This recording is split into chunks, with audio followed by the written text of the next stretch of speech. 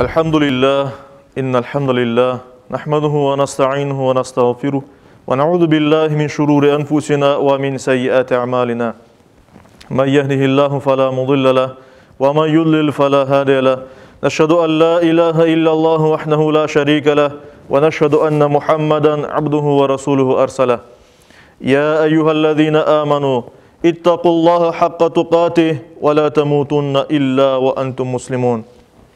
أيها الناس اتقوا ربكم الذي خلقكم من نفس واحدة وخلق منها زوجها وبث منهما رجالا كثيرا ونساء يا أيها الذين آمنوا اتقوا الله وقولوا قولا سديدا يصلح لكم أعمالكم ويغفر لكم ذنوبكم ومن يطع الله ورسوله فقد فاز فوزا عظيما أيها الناس قال الله تبارك وتعالى في كتابه الكريم أعوذ بالله من الشيطان الرجيم بسم الله الرحمن الرحيم وسارعوا إلى مغفرة من ربكم وجنة عرضها السماوات والأرض أعدت للمتقين صدق الله ربنا الأعلى.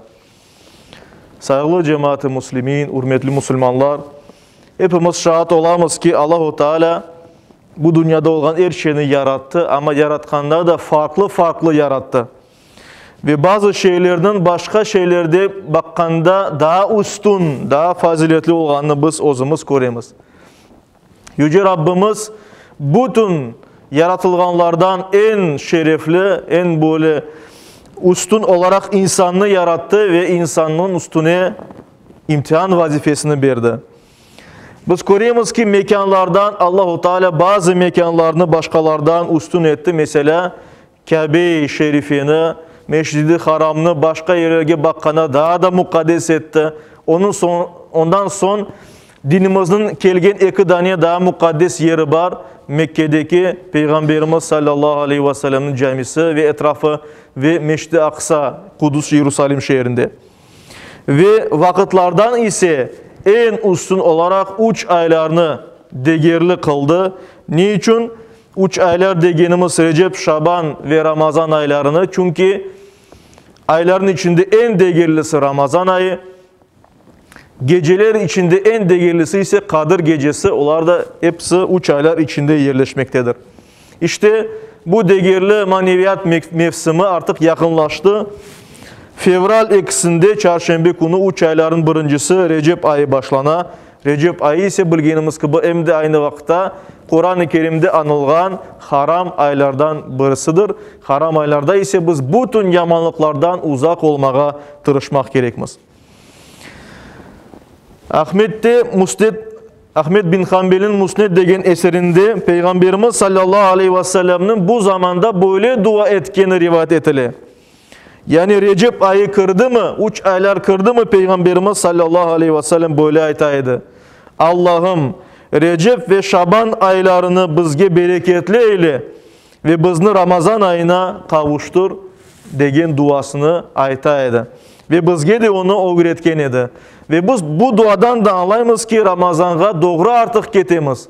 Çünkü Recep Şaban ayları ondan sonra bereketli olandan sonra biz aman Ramazan ayına kavuşacakmız diye inşallah. Elbette bu mübarek mevsimden mümkün olanı kadar ziyade faydalanmak gerekmez. Çünkü 3 aylarda başka değerli mekanlar ve vakitler gibi bizim ümmetimiz için Allah-u Teala tarafından verildi ve bu Allah'ın sonsuz rahmetinin bir eseridir. Allah-u Teala bizge yaşaganımız birkaç 10 yıllık ömrümüz içinde çok sevap kazanmaya imkanlar yarata. Ve bu imkanlardan birisi de elbette 3 aylar bu mukaddes vakit. Birinci kirgen ay aytkanımız gibi Recep ayıdır. Recep ayı haram aylardan birisidir. Haram degeni yani hürmet etilgen manasında. Hürmet etilgen aylardan birisidir. Ve bu böyle aylarda şu cümleden Recep ayında hem sevaplar hem günahlar kat verileceği Kur'an-ı Kerim'de ifade edilir. Ve Recep ayının birinci cuma gecesi, cuma akşamından cumağa geçken gecesi yani fevral 3 ve 4 arasını bağlayan bir gece bu Regaib gecesidir. Regaib Arapça arzu etilgen istenilgen, rağbet etilgen şeyler manasına gele. Ve bu gece de Allah-u Teala'dan bir fırsattır. Kozumuzdan geçirmege. 3 aylar başlay, maneviyat mevsimi başlay.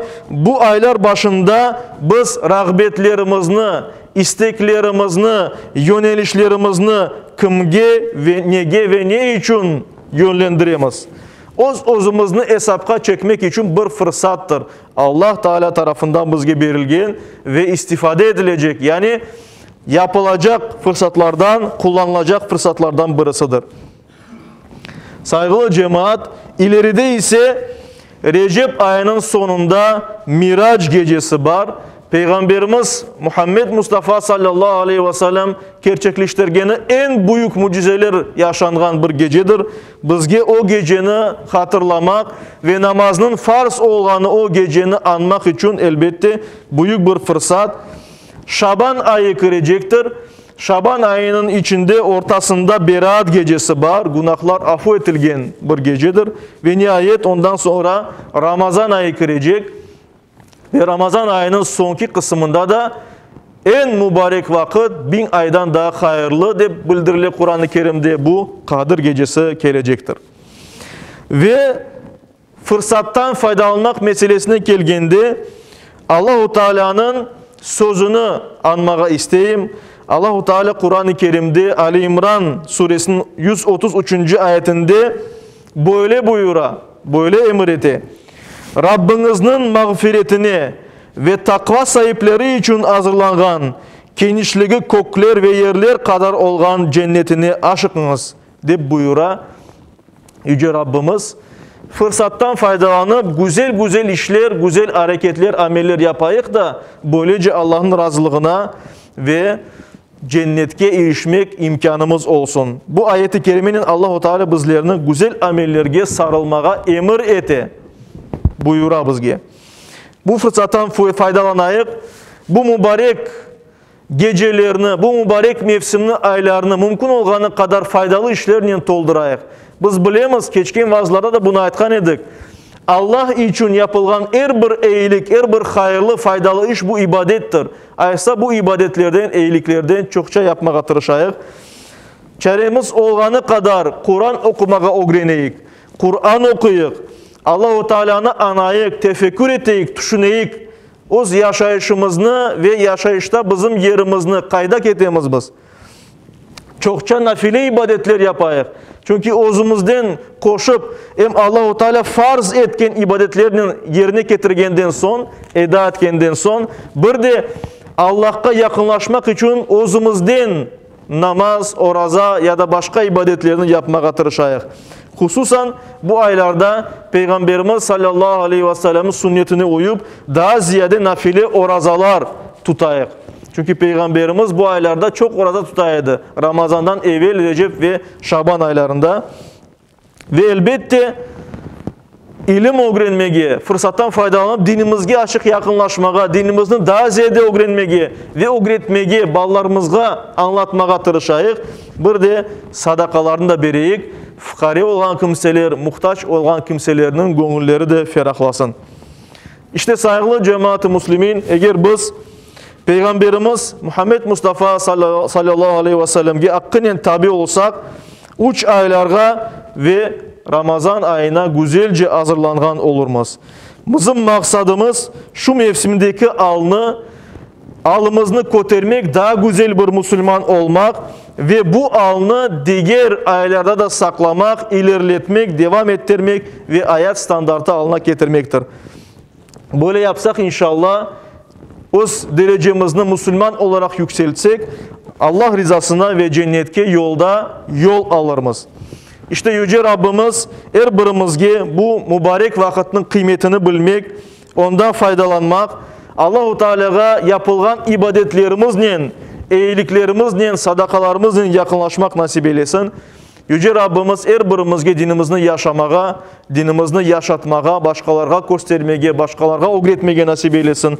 Yüce Rabbimiz dinimiz tirilgen, dinimizni ayakta tutkan mekanlar olgan camilerge her daim yardım etmege nasip eylesin cümlemizge. bir de aramızda olan türlü hastalıklarının, belalarının keçmesini ve hiç bir Müslümana bunun başına uğramamasını, uğragandan son ise en tez vakitte acele olarak şifalarının gelmesini Yüce Rabbimizden niyaz ettiğimiz dileyimiz. Yüce Rabbimiz belalardan, kazalardan, hastalıklardan korçalasın.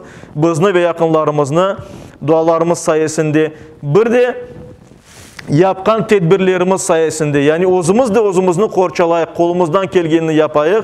Mesela camilerge gelgende, transportlarda, başka yerlerde maskalarını takıp öyle yürüyük saygılı cemaat.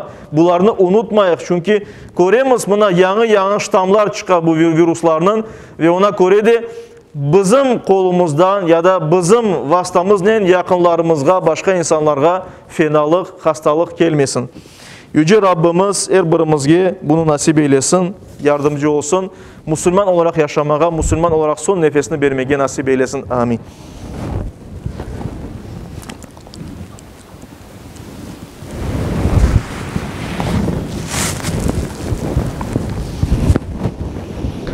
Elhamdülillah ve salatu ve selamu ala Resulillah ve usiku ve nefsel asete bi takvallah.